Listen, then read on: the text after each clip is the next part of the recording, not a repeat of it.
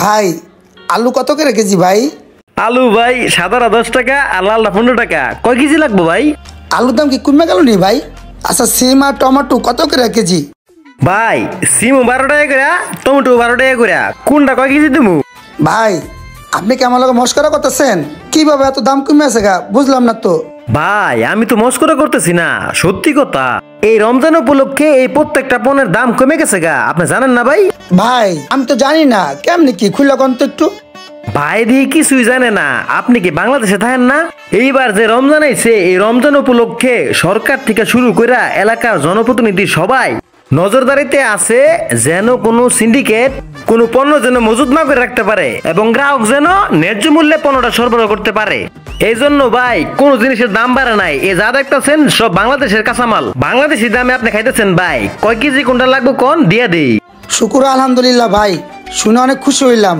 আমাদের মতো মধ্যবিত্ত লোকেরা এই রমজান মাসে বাজার করে খাইতে পারবো।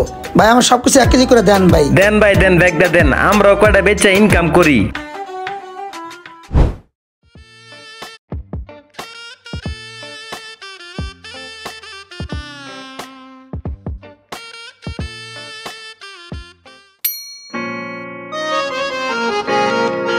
ভাই ফল কত করে কেজি ভাই? ভাই কোনটা নেবেন, আঙ্গুর না কমলা? ভাই আঙ্গুর কত করে আর কমলা কত করে? ভাই আঙ্গুর হইছে 80 আর কমলা যেইটাই নেন 50 কইরা।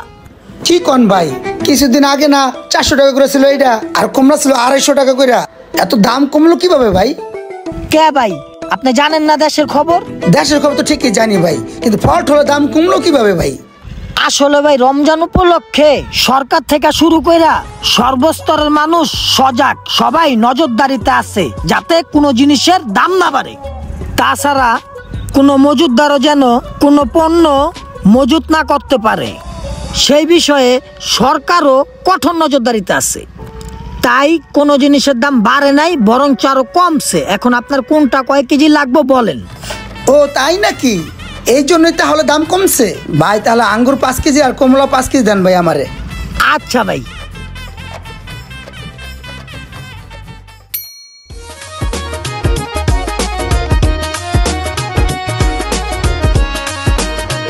যাক, মুরগির দাম যদি কমে তাহলে মুরগিও কিছু নিয়ে যাই ভাই। জি ভাই কি লাগবো? মুরগি কোনটা কত টাকা করে কেজি? এই সোনালিটা হয়েছে 100 টাকা, আর ওই ব্রয়লারটা 50 টাকা করে রাখা যাবো।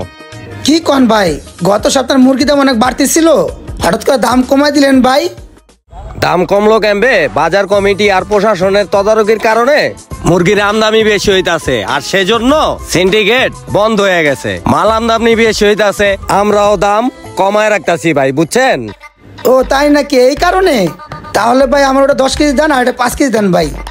ঠিক আছে ভাই, দাঁড়ান আমি দিতাছি।